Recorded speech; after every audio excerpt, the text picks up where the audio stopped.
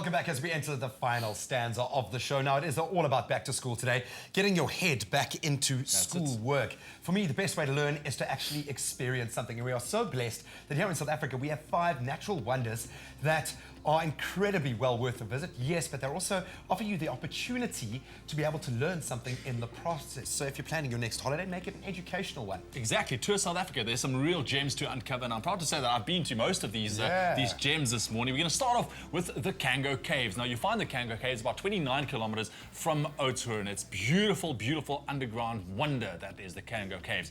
The caves were discovered in 1780 by a local farmer, and the tunnels and chambers go on for over 4 kilometers. Now, tours will take you through dripstone caverns with vast halls and towering formations in pre-Cambrian limestone.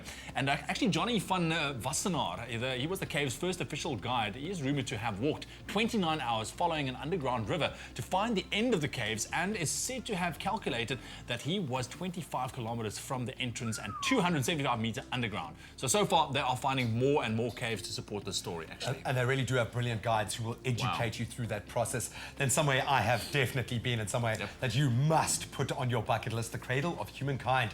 Now, the Cradle is about 50 kilometers from Joburg, contains the Sterkfontein Caves, where the 2.3-million-year-old fossil of Mrs. Pless was found. And that was back in 1947 by Dr. Robert Broom and John T. Robinson. Now, the name reflects the fact that the scientists produced a large number of human remains, as well as some of the oldest hominin fossils, some dating back, get this, 3.5 million years. And it is a beautiful place to learn more about where civilization has come from. It is awesome. Look, you haven't been there, you have to go there. It's such an experience just to walk through there and see all of those. Actually, those Mrs. Pless, almost real life, I want to say.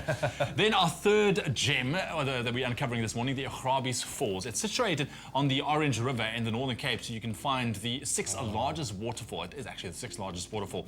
Now, the Augrabies Falls have recorded 7,800 cubic meters of water per second.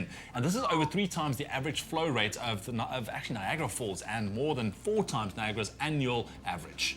Don't worry, they don't force you to go down it if you're in the back of a boat, but it is worth a see. Likewise, the Blyde River Canyon. Just look at that. I know leigh-anne has been there recently. Oh man, it's spectacular. This is one that I haven't actually seen. It's in Mpumalanga, formed around 60 million years ago at a time when not even dinosaurs were roaming around. The only living thing was said to be algae. That is incredible. Look at that. Jeez. It extends for approximately 26 kilometers. The depth of the canyon can reach up to 2.4 thousand feet. It really does contain some incredible natural wonders. Some of the best places to view the canyons are from a viewpoint named God's Window, where on a clear day you can see as far as the Kruger. Oh, incredible. That is beautiful. And our last one this morning, the Vredefort Dome. The Vredefort Dome is a central part of a meteorite impact that happened in the Free State about 2,023 million years ago that made a crater about 300 kilometers wide.